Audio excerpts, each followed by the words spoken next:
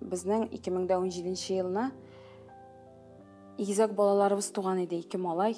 Без аның берсенә Габдулла, икенчесенә Салават дип кушкан идек. Ни өчен Габдулла? Безнең балаларыбыз 7 ай булып бетмичә тудылар.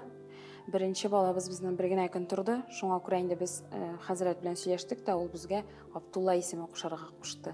Икенче сабыебыз безнең Салават улыбыз 3 көн турды. Безгә бик зур өметләр багладылар инде. Реанимациядә көн сайын бала янына мендем. Бик авыр булса да менәдерим. Дугалар укып, теләкләр теләп, улым исән сау бул. Син безгә кирәк дип көндә менәдер идем. Альберт килгәч бергәләп тә балабыз янына менә идек. Моны миңа сөйләргә бик авыр булса да әйтәм инде. Әмма ләкин безнең Салаватыбыз да 3 кенә көн турды. Ул безне бу якты дөньядан ташлап китте 3 көннән соң. Бу минем өчен иң зур сынау булды. Хәтта менә бала реанимациядә яткан вакытта bir олы гына врач реанимацияда миңа кызым ди, син ди күкрәк сөтеңне битермитер. Синең бу балаң яшәр кебек дигән өмет миндә уятты. Мине больницадан чыгардылар, өйгә кайттык без, бала калды больниста. Шул вакытта ирем әйтә, менә без утырып шәйләр иштек, икәү бергә утырып кочаклашып җыладык. Икебез дә менә кычкырып җыладык. Ул үз әнисенә, мин үз әниемә шылтыратып, алар белән сөйләшеп алдык. Алар безне инде үзләренчә тынычландырдылар. Булыр, башта да алда диделәр. Сиңа нәрсә, кеше нәрсә әйтсен инде Зәмирә? Һәрвакытта менә үзеңне кулга алып яшәргә кирәк иде. Шул вакытта ирем әйтә, син ди ятып кына тор әле ди, әле бала исән иде бу вакытта. Син ди ятып ял ит ди, мин ди чыгып керәм әле, машинаның ди көпчәкләрен алыштырып керәм дип чыгып китте. Һәм 5 минутта үтмәде, ирем Альберт обратно кирде өйгә. Киридән өйгә кирде.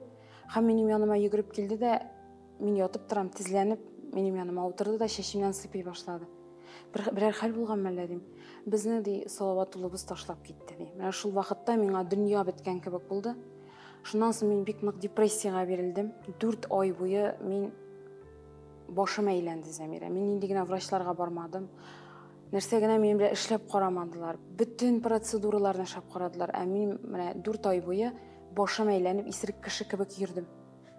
Стресс булган. Бу стресс булганмы, нәрсә булган үзем дә белмим. Һәм мин бик ничек дип әйтим, эшкә чыктым. Онытылыр өчен эшли башладым мин. 40 көндә узмаган иде, эшкә чыктым концертлар белән. Әле мин бит музыка мәктәбендә дә укытам, балалар белән шөгыльләнәм. Эшкә чыктым. Моның да зыяны булган диделәр врачлар. Хатын-кызның ди, бала тапкан хатын-кызның 40 көнгә хәтле кабер исте ачык булыр дип әйтәләр икән. Мин 40 көн булганчы инде чыктым эшкә.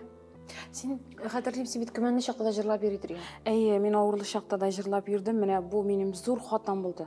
Әгәр дә мин кайчан да булса, тагын бәби көткән чагым булса, әлбәттә булай эшләмәс идем. Бу минем бәлки зур ялгышлыгым булгандыр.